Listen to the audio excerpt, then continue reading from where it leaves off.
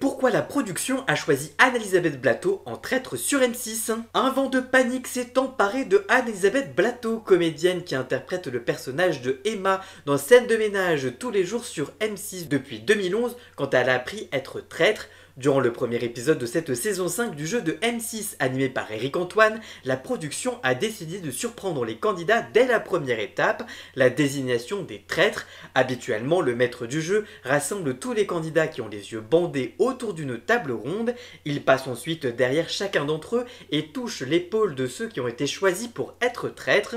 Mais en cette cinquième saison, Éric Antoine a fait le contraire. Elle a touché l'épaule des loyaux, donc dans une grande majorité des candidats, qui ont tous pensé à tort être traîtres. Lorsqu'il a révélé la supercherie, certains ont affiché leur déception de n'être que de simples loyaux, d'autres sont restés bouche bée, et une particulièrement a dû masquer son stress, Anne-Elisabeth Blateau. Mais alors pourquoi la production a pensé à elle en tant que traître? Le producteur artistique du jeu, Mathieu Chalvagnac, explique: Anne-Elisabeth, elle le dit elle-même, c'est quelqu'un qui est très angoissé. Alors on s'est dit, l'année dernière, on avait pris Sophie Tapie, parce que c'était évident, dès qu'elle avait rencontré Éric Antoine, on s'était dit qu'elle allait nous offrir un spectacle d'une autre manière. Cette année, Anne-Elisabeth Blateau va nous offrir aussi un spectacle de stress, d'angoisse, de j'aurais jamais dû y aller, ça va être horrible. Sur le papier, on s'est dit que ça allait être très compliqué, donc on l'a choisi, a justifié le producteur de Studio 89.